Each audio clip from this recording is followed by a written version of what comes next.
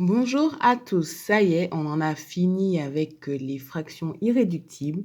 Donc vraiment, euh, j'ai vu des bonnes choses, j'ai vu très peu de choses, mais c'était des bonnes choses et on a pu corriger ça avec les élèves qui faisaient encore de petites erreurs et qui m'ont bien sûr sollicité.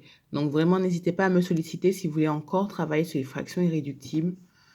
Si vous n'avez pas réussi à utiliser votre calculatrice, qui le fait très bien pour vous, n'hésitez pas à m'envoyer un petit message pour que je vous appelle. On va donc passer aux révisions sur les fonctions, parce que la semaine prochaine, quand vous reviendrez tous en cours, on travaillera sur les fonctions linéaires et affines. Donc aujourd'hui, on va faire des révisions sur les fonctions, comment on représente une fonction, comment on lit une fonction dans un tableau, et comment on lit une fonction comment on calcule l'image des antécédents d'une fonction avec une formule. Donc, on va commencer par le numéro 56 de la page 92.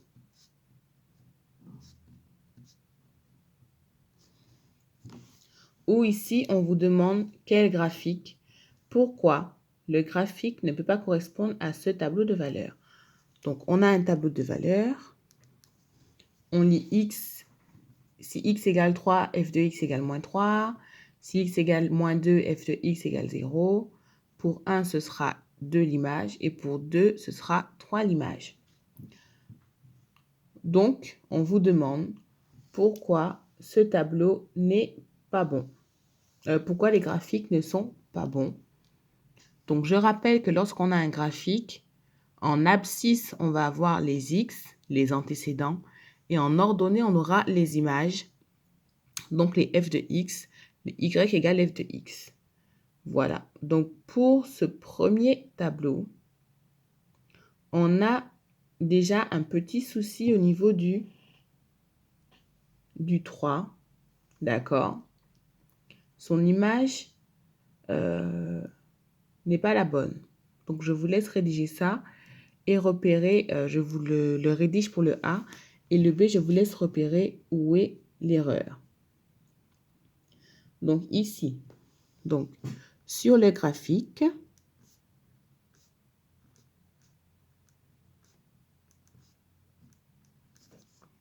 on lit que f de moins 3, si on regarde moins 3 sous l'axe des abscisses, est égal à 3. Or, ce n'est pas dans le tableau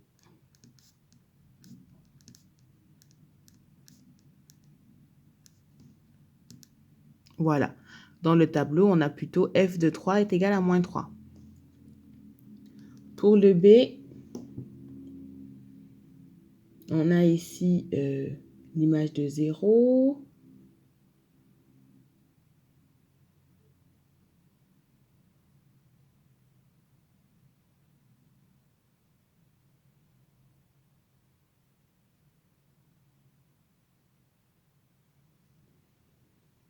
Et ce coup-ci, alors déjà ici, ils avaient fait 2 erreurs. Mais dès qu'on a vu la première, c'était bon. Et là, ils ont gardé une des erreurs, c'est-à-dire le moins 2 a pour image 0. C'est pas ce qu'ils ont fait aussi. Ils ont fait que l'image de 0, c'est moins 2. Donc, je vous laisse rédiger ça. Ce sera la même phrase. Donc, dans le tableau, on a où il y a f de 3 égale moins 3. Voilà, donc vous pouvez lire sur le graphique, on lit quelque chose. Or, le tableau dit, et c'est bon, c'est validé. C'est vraiment juste pour se rafraîchir la mémoire entre le lien entre le tableau, la fonction et le graphique. On passe au numéro 38 de la page 89. Choisir un nombre, calculer son carré, multiplier par 5, ajouter 10. Math choisit 2 pour nombre de départ et obtient 30. Est-ce exact? Alors, on va prendre 2 comme nombre de départ. On va le mettre au carré. Je mets un petit carré, ça nous fait 4. on va le multiplier par 5. Ça nous fait 20. Et enfin, on ajoute 10. Ça nous fait 30. Donc oui, c'est exact.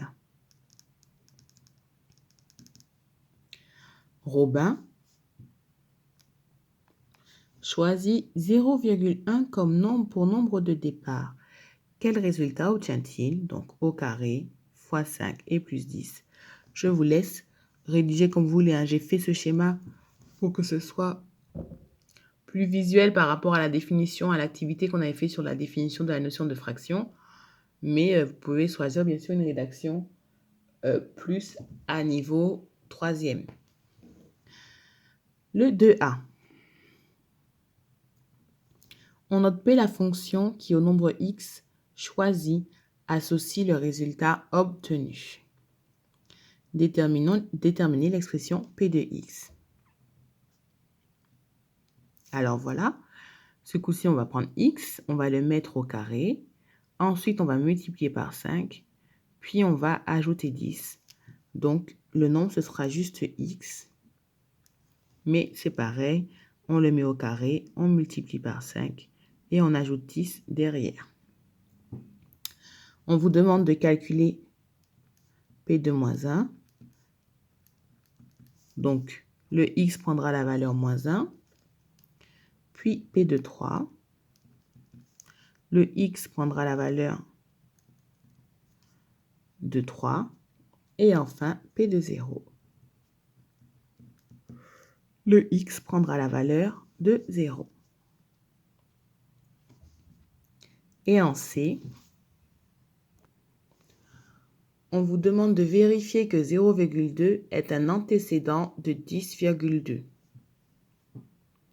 Donc là, je vous ai laissé en autonomie faire votre vérification. Voilà pour cet exercice 38 de rappel sur les formules pour calculer les images. On passe maintenant au numéro 27 de la page 88.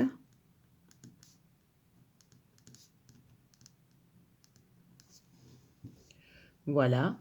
Sur un site internet, on a compté le nombre de lignes de chaque petite annonce. Que signifie l'écriture n de 7 égale 9 pour cette situation? Alors, qu'est-ce que ça va signifier? On sait que 7, c'est le nombre de lignes et 9, c'est le nombre d'annonces. Donc, ça veut dire que il y a 7 lignes dans 9 annonces de 7 lignes. Ça, c'est vraiment l'interprétation dans la situation donnée. Par la fonction n, quelle est l'image de 6 et quels sont les antécédents de 24? D'accord. Donc, les antécédents, c'est ce qui va être entre parenthèses. Donc, c'est tout ce qui est dans la colonne de nombre de lignes. Et les images, c'est le nombre des annonces. Donc, quelle est l'image de 6? Donc, quand 6 sera l'antécédent, quelle sera son image? Et quels sont les antécédents de 24? Donc, quand 24 sera l'image, quels seront ses antécédents? C'est ce qu'on vous demande ici. Voilà. Donc, ça va nous donner, en fait, il faut... Donc, l'image, pardon. Un nombre n'a qu'une seule image. Pour que l'on définisse une fonction. Et les antécédents, par contre, il peut y avoir plusieurs antécédents.